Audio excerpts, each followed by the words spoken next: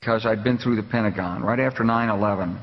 About 10 days after 9/11, I went through the Pentagon and I saw Secretary Rumsfeld and Deputy Secretary Wolfowitz. I went downstairs just to say hello to some of the people on the Joint Staff who had used to work for me, and one of the generals called me and he said, "Sir, you got to come in. You got to come in and talk to me a second." I said, "Well, you're too busy." He said, "No." He says, "We've made the decision. We're going to war with Iraq."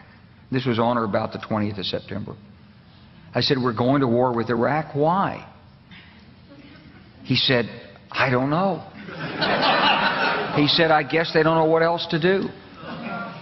So I said, "Well, did they find some information connecting Saddam to Al-Qaeda?" He said, No. He says, "There's nothing new that way. They just made the decision to go to war with Iraq." He said, "I guess it's like we don't know what to do about terrorists, but we've got a good military and we can take down governments." And he said, "I guess if the only tool you have is a hammer, every problem has to look like a nail." So I came back to see him a few weeks later, and by that time we were bombing in Afghanistan. I said, "Are we still going to war with Iraq?" And he said, "Oh, it's worse than that."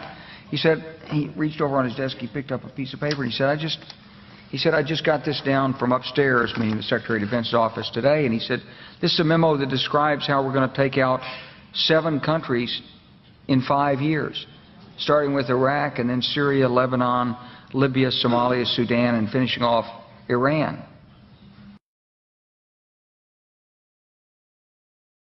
This is a memo that describes how we're going to take out 7 countries in 5 years, starting with Iraq. My fellow citizens, at this hour, American and coalition forces are in the early stages of military operations to disarm Iraq, to free its people, and to defend the world from grave danger.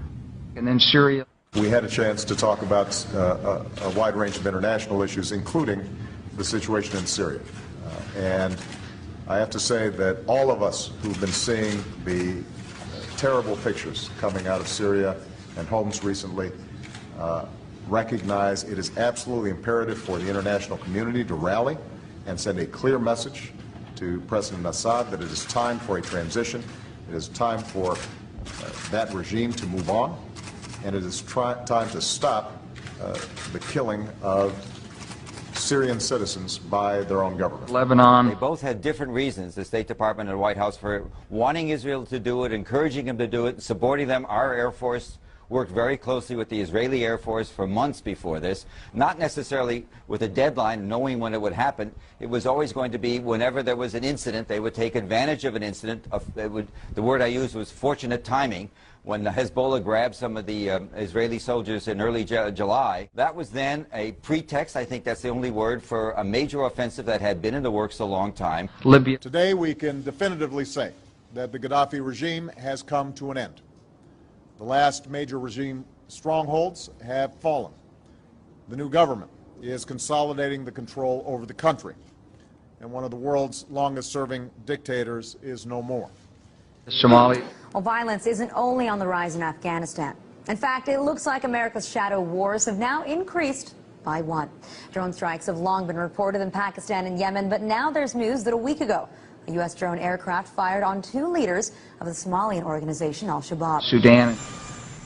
President Obama is sending 100 combat-equipped troops to Central Africa to advise local forces on getting rid of one of the continent's most vicious operatives, Joseph Kony, the head of the Lord's Resistance Army, a group responsible for atrocities across the region. It's the first open deployment of U.S. ground combat power to Africa since the Black Hawk Down incident in Somalia in the 1990s that killed 18 troops. U.S. troops may wind up now in Uganda, South Sudan, the Central African Republic, and the Democratic Republic of the Congo. It's part of a growing military effort to engage in Africa. Finishing off Iran.